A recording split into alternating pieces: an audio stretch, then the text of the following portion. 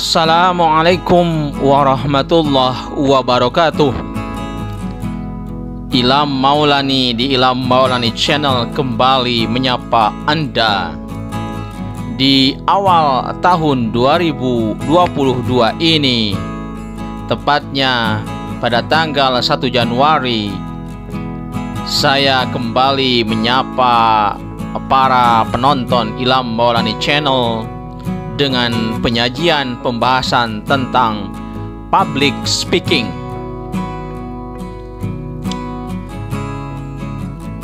Apa itu public speaking? Public speaking adalah kemampuan berbicara di depan umum dengan tujuan agar pendengar mampu menangkap pesan yang disampaikan oleh pembicara dengan baik dan berpengaruh terhadap audiens yang mendengarkannya. Ada 10 tips public speaking. 1. Kuasai topik dan isi materi. 2. Ketahui siapa pendengar dan lokasi.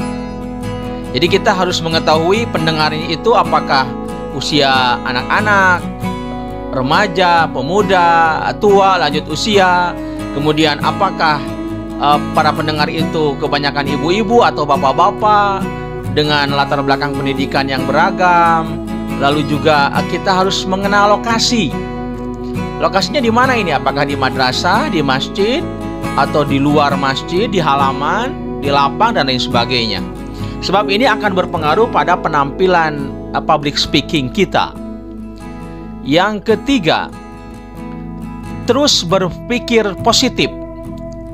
Artinya dalam pikiran kita ketika public speaking senantiasa mempunyai anggapan bahwa apa yang saya sampaikan ini bermanfaat dan akan sukses. Jadi pikiran-pikiran positif yang terus ada dalam pikiran kita. Tidak boleh ada pikiran-pikiran yang negatif, gagal, gugup, kurang persiapan, dan lain sebagainya. Tidak demikian. Tapi pikiran positif, sukses, lancar, dapat diserap oleh mustami, oleh pendengar, dan lain sebagainya. Yang keempat, fokus pada pesan. Artinya fokus pada isi materi yang akan disampaikan kepada para pendengar. Yang kelima, ramah dan rileks. Nyantai saja, kita penampilan kita rileks, kemudian juga bahasa yang sopan santun, lalu ramah. 6. Ada kontrol suara. Jadi kapan kita suara tinggi, sedang, atau suara yang pelan. Biasanya kalau ada pesan yang dianggap penting, kita suaranya agak keras. Kemudian juga kalau ada pesan-pesan yang membuat hadirin tersentuh hatinya, ada perenungan, itu suaranya yang pelan-pelan gitu. Yang ketujuh, bahasa tubuh. Jadi kita kan selalu menggunakan bahasa tubuh, baik dengan mata maupun dengan gerakan kepala ataupun tangan. Gunakan bahasa-bahasa tubuh itu sesuai dengan isi materi. Yang kedelapan, tentu penyampaian harus jelas, lugas. Jangan sampai penyampaian itu tidak jelas, pelan-pelan, tidak kedengaran, dan lain sebagainya. Intinya penyampaian itu harus jelas. Yang kesembilan, hubungan dengan audiens. Ini hubungannya dengan eyes contact, kontak mata. Jadi coba tatap audiens. Kalau perlu dari sebelah kanan, tengah, sampai ke sebelah kiri, depan atau belakang kita tatap. Ini juga sebagai upaya untuk menjalin interaksi komunikasi yang secara tidak langsung maupun langsung dengan para pendengar. Jadi kalau kita menatap audiens, itu audiens seakan-akan diakui, seakan-akan ada komunikasi antara pembicara dengan audiens. Maka jaga dengan baik kontak mata ini, salah satu bentuk dari hubungan dengan audiens. Yang ke-10, hindari kata maaf. Upayakanlah, mungkin ada 1-2 atau 3 kata maaf itu nanti biasanya diungkapkan di terakhir saja. Jadi biasanya kalau orang itu mengatakan di awal atau di akhir kata-kata maaf, itu biasanya ada penampilan atau ada pesan-pesan yang dianggap salah. Makanya hindari kata maaf. Ini juga kaitannya dengan sebagaimana persiapan kita sebelum tampil. Makanya harus betul-betul semaksimal mungkin persiapan. Tidak diupayakan tidak ada yang salah, tidak ada yang hilaf ketika menyampaikan pesan. 3 tips menghilangkan rasa tidak pede atau percaya diri pada saat public speaking. 1. Melakukan persiapan. Ada sebuah ungkapan, "Quae ascendit sin labor, descendit sin honor." Seseorang yang naik panggung tanpa persiapan, ia akan turun panggung tanpa penghormatan. Yang kedua, melakukan latihan. Pepatah Inggris mengatakan, because practice makes perfect. Karena latihan itu membuat sempurna. Sebelum kita tampil, berlatihlah kita di rumah. Bisa jadi kita berlatih mungkin di video oleh anak kita atau istri kita atau saudara kita, ataupun kita berlatih di depan cermin. Juga silahkan untuk memperlancar penampilan. Dan yang ketiga, jangan lewatkan kesempatan. Kita buktikan ini adalah kesempatan yang emas bagi kita untuk tampil. Jangan sia-siakan kesempatan ini, harus tampil sebaik mungkin, harus tampil dengan percaya diri. Pembahasan berikutnya tentang kesalahan-kesalahan saat public speaking. Kesalahan yang pertama, terlalu banyak membaca dan melihat slide. Audiens sudah diperhatikan, yang ada membaca dan melihat slide saja begitu. Dia membaca next sambil membacakan slide-nya, sementara audiens jarang ditatap. Yang kedua, melihat ke atas atau ke bawah. Jadi tidak melihat kontak mata audiens, lihatnya di atas kepala audiens atau di bawah, di lantai. Ini juga kaitannya dengan bagaimana kemampuan seseorang untuk kontak mata dengan audiens. Jangan sampai melihat itu ke atas begitu atau ke bawah begitu. Itu kurang memberikan sebuah keyakinan, kurang memberikan sebuah komunikasi, interaksi antara pembicara dengan audiens. Audiens juga akan menganggap bahwa pembicara ini tidak memberikan perhatian kepada mereka kalau hanya melihat ke atas atau ke bawah. 3. Bicara terlalu pelan. Upayakan ini bicaranya dengan suara yang terdengar tentunya ya. Apalagi sekarang di zaman sekarang itu dibantu dengan ada sound system. Tapi meskipun ada sound system, usahakan bicara itu jangan terlalu pelan. Ada saat-saat bicara itu suara yang keras, sedang maupun pelan. Yang keempat, terlalu banyak bergerak. Baik ketika presentasi, gerak ke kanan, ke tengah, ke kiri, ke depan, ke belakang, maupun ketika berpidato, bergerak, tangan bergerak, kemudian juga muka ke kanan, ke kiri, ke atas, ke bawah. Boleh sih, itu adalah bergerak sebagai refleks, boleh. Tangan juga kadang yang seringkali itu tangan ataupun kepala. Boleh, tapi jangan terlalu banyak. Itu akan mengganggu konsentrasi para pendengar. Yang kelima, membelakangi audiens. Nah, ini sebagai tata sopan santun, tata krama ketika presentasi.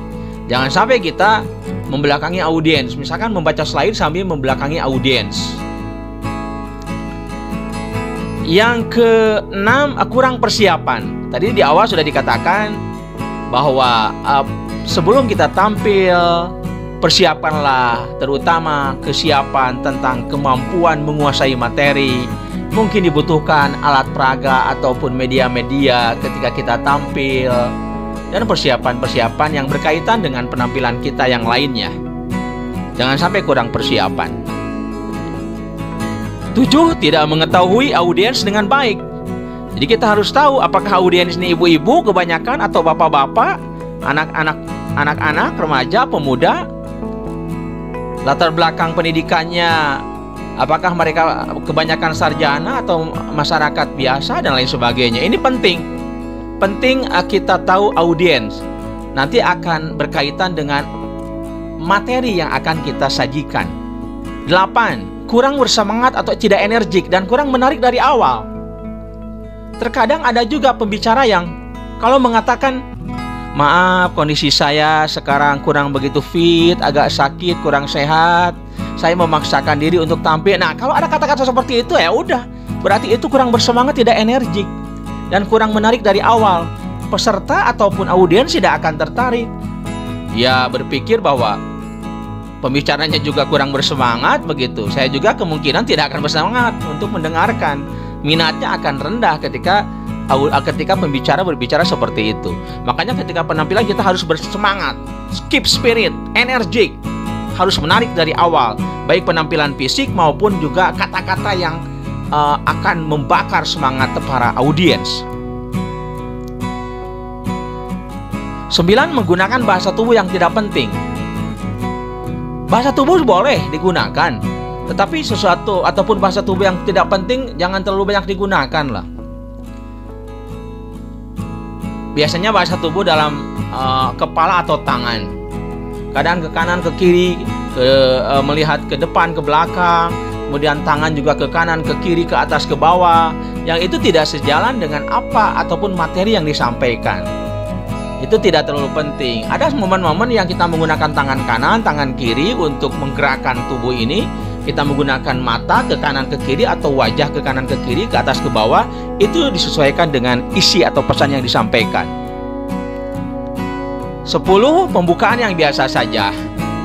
Jadi upayakan supaya pendengar itu merasa tertarik dari awal. Pembukaan itu biasanya yang up to date lah. Jadi ada peristiwa-peristiwa atau kasus-kasus yang mutakhir yang akhir-akhir ini terjadi, atau kisah-kisah yang membuat hadirin memperhatikan, kisah-kisah yang menarik gitu. Apalagi kisah-kisah yang menyentuh hati.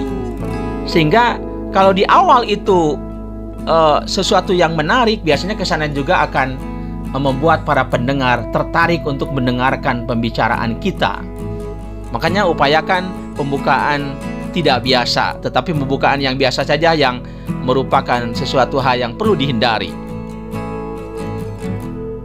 11. Terlalu banyak membuat lelucon, joke atau lucu lah. Lucu atau membuat hadirin tertawa juga boleh, gak apa-apa. Tapi jangan dari awal sampai akhir terus-terusan tertawa, sementara isi materi yang diserap oleh hadirin tidak ada. Kita memberikan ceramah, memberikan dakwah, presentasi itu bukan membuat hadirin tertawa, tetapi membuat hadirin, audiens itu paham terhadap apa yang kita sampaikan. Ya sekali-kali bolehlah ada jok-jok segar membuat hadirin menjadi tertawa, agar suasana itu tidak boring, tidak membosankan. Diselipkan kisah-kisah yang membuat tertawa ataupun istilah-istilah, ungkapan-ungkapan dan lain sebagainya. Tetapi jangan terlalu banyak. 12. Kontak mata kurang fokus. Tadi sudah disinggung, kontak mata itu harus fokus ke hadirin. Kita tidak boleh kontak mata terus-terusan ke slide, terus-terusan tadi ke atas atau ke bawah, ke kanan ke kiri, tanpa melihat kontak mata ke hadirin. Fokuslah ke para pendengar kontak mata itu. 13. Terlalu banyak data. Data memang diungkapkan sangat diperlukan untuk memperkuat analisis. Tetapi kalau terlalu banyak data biasanya kurang begitu membuat para pendengar tertarik terhadap apa yang disampaikan. Sajikanlah data sesuai dengan keperluan. Dan yang terakhir adalah terlalu terburu-buru dan tidak ada pengaturan tempo suara. Jadi bicara terburu-buru, tidak ada tempo suara. Harusnya kan idealnya ada ya suara tinggi, sedang maupun pelan. Kapan kita suara tinggi, kapan kita suara sedang, kapan kita suara pelan. Jadi ada variasi lah. Demikian, semoga menginspirasi, memotivasi, bermanfaat, dan mencerahkan. Assalamualaikum warahmatullahi wabarakatuh.